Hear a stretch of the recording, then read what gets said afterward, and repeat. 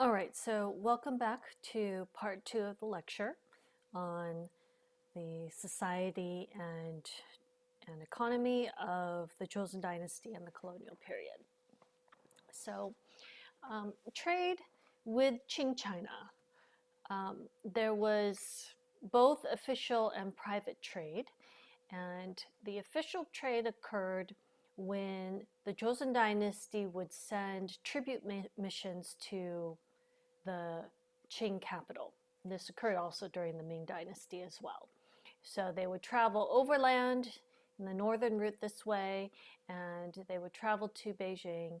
And once they got to the Chinese capital, then there were opportunities to trade, and there were these Jungin, these middle people, or the secondary status group people who would travel with them, and they were allowed to trade. There were also other members of the tribute embassy that would go, and they were allowed to trade, but Yangban were forbidden to trade. There was also trade along the route back and forth between Joseon and the Qing capital, and also along the border here. So there were, many Jurchen tribes that lived in this area, and again, the weather is harsh up here and does not produce a lot of food, so they oftentimes had to go to other locations to procure food. And so in order to settle border disputes, the Joseon Dynasty allowed for a certain number of markets along here where they could trade, so that the Jurchens wouldn't actually enter into the country. There was So we have these different forms of trade with the Qing. The official views on trade were that if you allow a certain amount of trade, then this will create stability, because you have, again, the resolution of border disputes, and it allows for the Yangban to procure luxury items for themselves. But really, during the Joseon Dynasty, this is about strict border control. Some of the imports that would come in were like textiles, such as silk or high quality cottons. There was medicine, fur hats, stationery. These are all luxury items, right? And these are not essential to the Joseon economy. So when you're bringing in these kinds of items, they're only being consumed by a small population, a small percentage of the population. And so the Joseon economy is not dependent on these kinds of imports. And then the exports that are going out to the Qing dynasty include precious metals, such as gold and silver, animal skins, leather, ginseng, paper, cotton. So from the Joseon state's perspective, what is leaving the country and going to the Qing dynasty is actually more valuable than what is coming in, right? Silver and gold are much more valuable than fur hats and stationery. So what is leaving the country is more valuable, and so they would rather put restrictions on this kind of trade, because you don't want all of your precious metals to leave the country. There's also the issue of security. So at the end of the Koryo, from the end of Koryo and the beginning of the Joseon dynasty, there's a piracy problem. The pirates had established a base on Temado, or Tsushima Island, and they were wreaking havoc along the coastline. They would attack, they would steal, pillage, kidnap, enslave Koreans, and then they would burn down the villages. And so this was an ongoing problem at the beginning of the Joseon dynasty. And so the Joseon dynasty kept sending requests, as well as the Ming dynasty. They were sending requests to Japan to get this problem under control. But the situation in Japan at the time was that it was this decentralized and it was basically all of these smaller areas, smaller domains that were being ruled by the local warlords, the powerful warlords, or the daimyo. Um, and so because Japan had decentralized and broken down to these small separate entities, if there was no centralized government that could control what was going on in the mainland of Japan, how can they control the piracy problem? So for many years they said, yes, yes, okay, we'll try, we'll do what we can, but they were never able to get it under control. So the Joseon dynasty said, look, we'll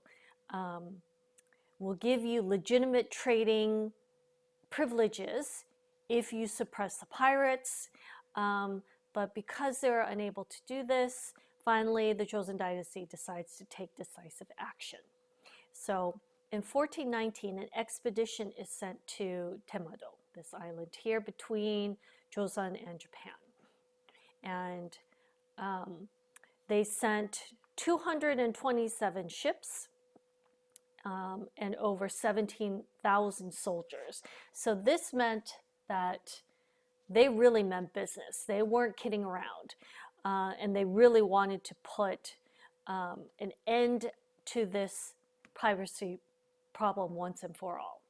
So this expedition was led by General Lee Jong-mu, and once he got to Temado, or Tsushima, he discovered 129 ships, and he burnt down 109 of them. So he captured 20, but the rest were burnt down, and captured about 600 prisoners of war. And most of these were not only pirates, but people who had been captured and enslaved by the pirates. And so a treaty was negotiated in 1419, giving limited trading privileges and access to ports in the Joseon dynasty. And this treaty gave monopolistic rights to the Japanese So clan in exchange for tribute. So we see here the Japanese, that they are acknowledging this treaty, and that they will give tribute. So as a result, we have a limited amount of trade with Japan, both public and private trade. But in terms of the imports and the exports, there are coming in from Japan, so Japanese goods coming into Joseon. We have things like silver, copper, sulfur, ceramics, lacquerware. But what is going from Joseon to Japan are things like ginseng, rice, cotton, animal hides, and grains. So once again, from the Joseon dynasty's perspective, what is leaving Joseon is actually much more valuable than what Japan is bringing in. So again, the Joseon economy is not dependent on this trade. So they're not dependent on the trade with the Ming and the Qing, and they're not dependent on the trade with Japan. This just kind of gives you a visual of how this trade worked between the Ming and the Qing, Joseon, and with Japan. And then we also have the Jurchens up in the northeastern area. The Jurchens would often cross into Korea for food, clothing, tools, and other necessities. And so in order to pacify them, there were markets that were established along the border towns where they would trade, and these became entry points for Jurchen tribute missions to the Joseon capital. So as a result, we do have the development of some commerce during the latter half of the Joseon dynasty. There are commercial crops. These are crops that are not being cultivated for consumption, but they are being cultivated for sale. So One very good example of this is cotton, another is tobacco. There's some amount of handicrafts, and we do see some shopkeepers and merchants um, that, um, their numbers expand towards the end of the Joseon dynasty. The domestic markets begin to pop up in the countryside as well as the cities. And then as we move through the course of the Joseon dynasty, many of these become regular and permanent as we have more and more infrastructure and the use of a currency that comes into place. So in the 17th and the 18th century, we do see some amount of market growth and marketization. And it's really from the 18th to the 19th century that we see the strength of private merchants increasing. Agriculture, I know that farming is not something that is familiar to you or is not really super exciting, but we have to talk about agriculture because this was the mainstay of the economy. So between the 15th and the 17th centuries, there was the development of new agricultural technology, new crops. So, for example, a new strain of rice that was developed. It used to be that rice, you would harvest it once a year, but a new strain was developed where you could harvest 2 crops of rice a year. So now this doubles your crop yield. And so as a result of this, we have more merchants and more artisans too, because when you have more supply that is going to be moved around, and if you're producing an excess supply more than what you can consume, then merchants will then be necessary. So certain developments such as irrigation, barley, dry field farming, so usually rice is planted in the wet fields, but they develop dry field farming. So this increases the efficiency and the use of the land by doing this. And then in the latter half of the dynasty, they started using fertilizer, this new strain of rice, as well as new kinds of crops, such as the potato, the sweet potato, and tobacco. So we begin to see more diversification. Some further developments that occurred were as landowners were able to increase their land holdings, then they devoted more and more of their land to commercial crops, which then increases their wealth from the 18th century. So from the 18th to the 19th century, we see some increase in wealth.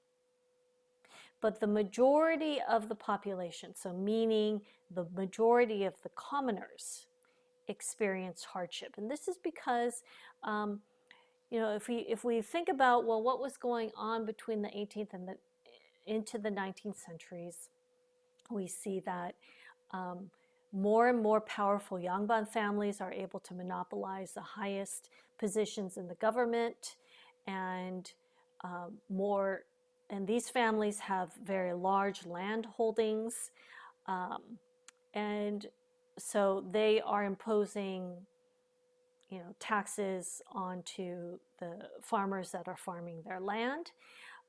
There's widespread corruption. We talked about in-law government in the 19th century, and when you have corruption at the very top of the government, then this makes it easier for local government officials to also be corrupt and to extract more taxes from the peasants. So we have land taxes and military taxes that are being imposed upon the commoners, and they are the ones who are bearing the burden of this.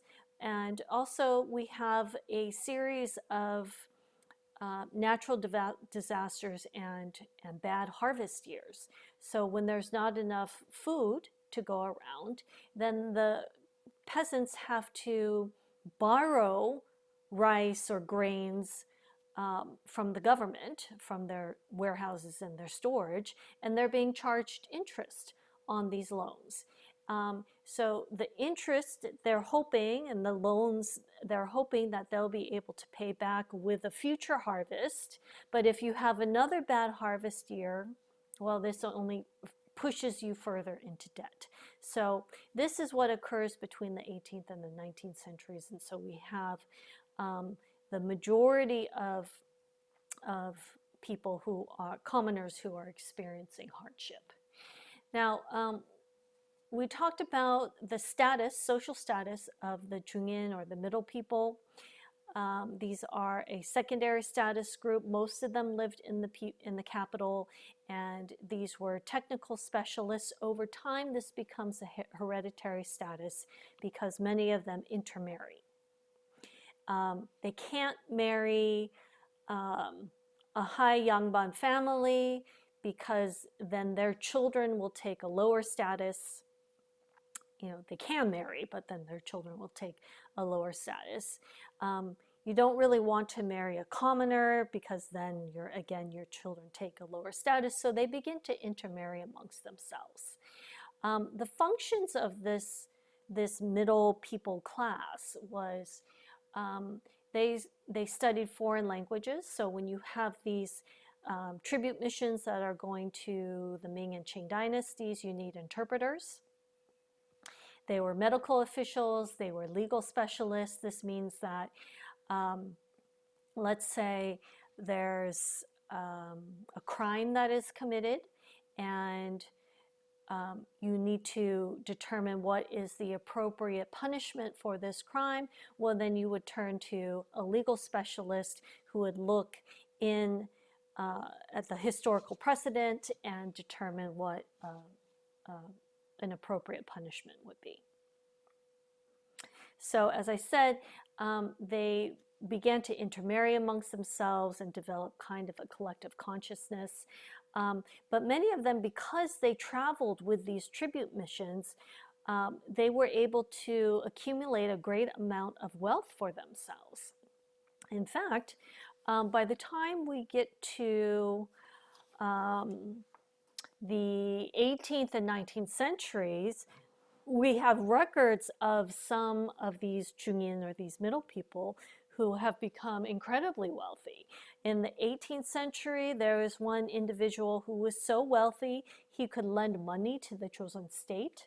And in the 19th century, there was another one who had become so wealthy he was the only Korean to own land outside of the country. He owned some land in China. So we see this happening, and it is really this group who became extremely well positioned when Korea is opened up in 1876 and Western thought and technology are introduced to Korea. Because once we have the establishment of Western style schools and Western style learning, what do Americans or Europeans, what do they think are really prestigious and respectful positions? Lawyers, doctors, diplomats who speak foreign languages. And so they became extremely well placed to move into this and to take over these kinds of functions.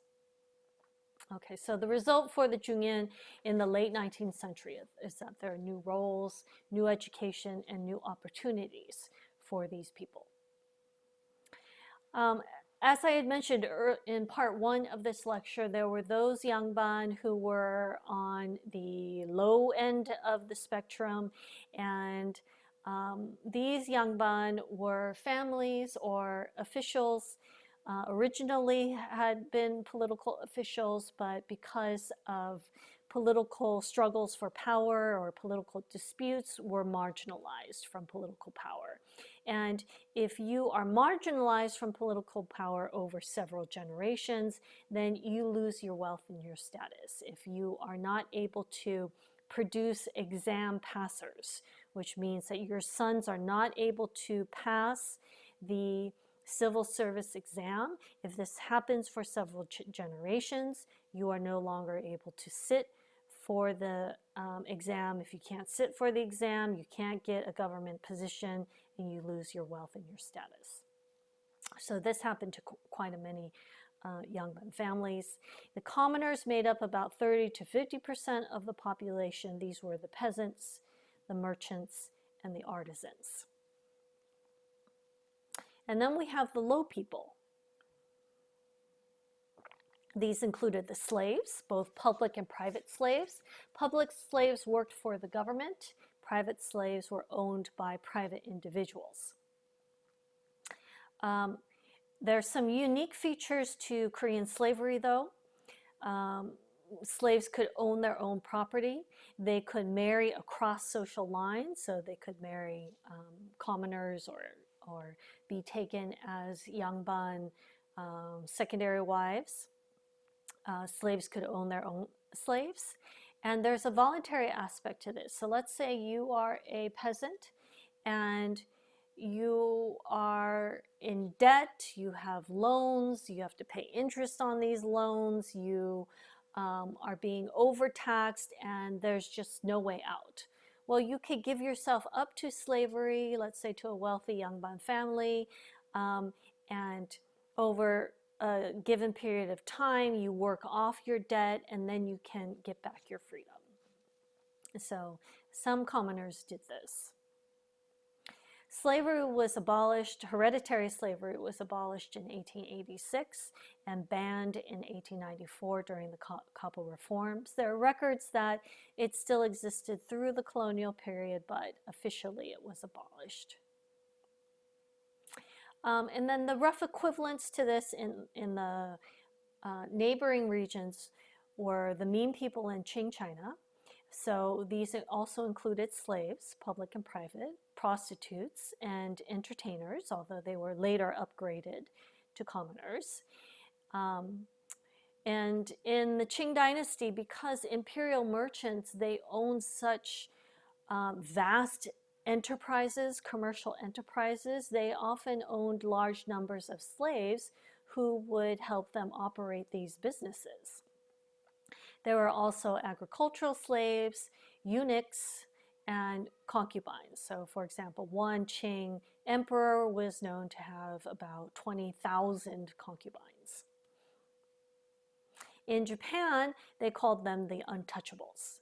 So these were people that were associated or involved with unclean occupations such as butchery, tanning, leather working, grave tending, and execution. Slavery was banned in the 1500s by the Japanese.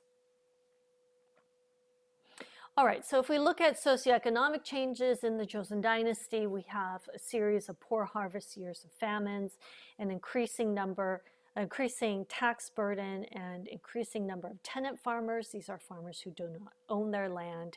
And as a result, by the time we get to the early 19th century, there's quite a bit of social discontent amongst the peasants.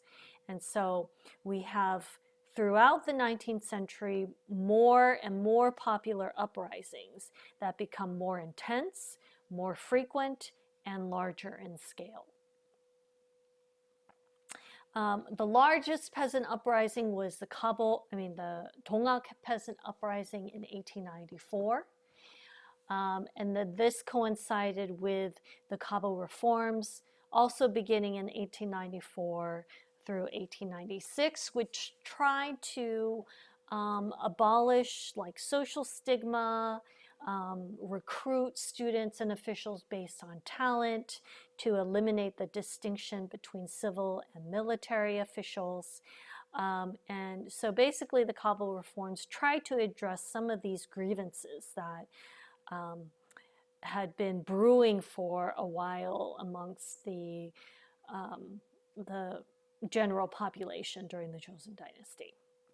All right, now, so if we look very quickly at the socioeconomic structure of the colonial period, now, we have to understand that when we look at the colonial period, the Japanese development of the colonial economy was to benefit and to supplement the Japanese imperial economy. So we do see the promotion of industry, the development of infrastructure like railroads, roads, telegraphs, telephones, a banking system during this time, because for the Japanese to develop the colonial economy, they need these things. Industrialization that occurred in the 1920s and 30s, we see both light and heavy industry. Korean and Japanese companies owned light industrial companies, but in terms of heavy industry, they were all Japanese owned.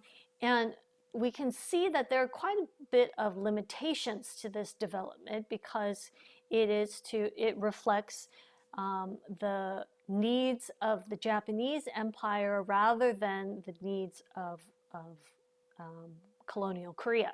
So, for example, the railroads that were built, they ran in the north-south direction, connecting ports like Busan to Seoul and Incheon, or Busan to Wonsan up here in the northeast, because we have the Japanese islands over here, and the close proximity of these ports and the need to move goods from these ports over here. We have industry that's developed in the northeastern region up here in Korea, again, because we have this proximity to the Japanese islands. But there are no east-west running lines because this is not what the Japanese needed. One of the first things that the Japanese did when they colonized Korea was they conducted a land survey, because they wanted to see, okay, so how much land and what kind of land are we dealing with here? And when they conducted this land survey, all owners had to prove title, that they had claim to this land. If you were a Yangban and you had been given a certain amount of land as your rank land or your prebend as a salary for being a civil official, this was not a problem. You had the documentation for this. But if you were a tenant farmer who just had a verbal agreement with the Yangban and was farming some land, you were facing some issues, and this meant that the Japanese could take that land for themselves, and you could be kicked off that land. So there was some turnover to the Japanese. And as far as the Japanese were concerned, it was not in their interest to change the feudal landlord-tenant system. So it was maintained, and as a result of this, throughout the colonial period, we see an expansion of landlords and a general deterioration for the peasants. So this disparity between landlords and peasants becomes much greater and exacerbated during the colonial period. So the Japanese really wanted to develop the rice market and develop Korea to produce rice. So we see this in the 1910s and the 1920s. But in 1929, because of the Wall Street stock market crash and the Great Depression, the international rice market collapsed. So those farmers who had been borrowing money, they essentially lose everything. And this further exacerbates the class divisions in Korea going into the 1930s. Now, in 1931, the Japanese, they established the puppet state of Manchukuo in Manchuria. So we see an expansion of the Japanese empire. So they haven't colonized Manchuria, but they are controlling it. And you can see from this map how the very strategic importance of Korea now in the Japanese imperial economy. So economic policies during the colonial period were to increase rice production and to expand manufacturing and industry and to integrate the Korean colonial economy into the Japanese imperial economy. So we see that in 1931, manufacturing made up less than 18% of the economy, but by 1939, it makes up about 40%. In 1934, most Korean exports are going to Japan, and 80% of imports to Korea are from Japan. So we do see by the 1930s this integration. There's some social effects as well. By 1943, there are about 1.3 that are employed in industry, 1.3 million. So we see a mass movement of labor because those poor farmers who became impoverished in the 1930s, they start to move up to the northeastern area where the industry is, looking for factory jobs. So we see this movement. There's also, as we get into the late 1930s and the 1940s, forced assimilation, because as Japan is participating in World War II and they need to mobilize all of their resources for the war, this means also mobilizing their resources in Korea. So they really push assimilation. There's a rescript on education where Koreans have to pledge themselves as imperial subjects and their loyalty to the Japanese emperor. There's an increase in common schools and an elimination of the study of the Korean language. There's also Shinto shrines that are established in Korea, the main one being in Amitabha Namsan, that was taken down immediately after liberation. But a part of Shinto is the worship of the Japanese emperor as the living god. So from 1935, attendance at these Shinto ceremonies became mandatory for Koreans. And we see various assimilation policies, the different mass organizations that were established, and youth organizations, labor groups, farmers groups, etc. In 1939, there was the infamous name order, where Koreans were forced to change their names from Korean names to Japanese names, and Korean language newspapers eventually were all shut down. So when Koreans look back on the colonial period with the resentment and bitterness towards the Japanese, and feel that the Japanese were trying to erase and destroy Korean culture, this is what they are referring to, and this is what they are thinking of. All right, so this is the end of part 2 for this lecture. I hope this gives you a broad overview of some of the socioeconomic changes that occurred from the beginning of the Joseon Dynasty until the end of the colonial period.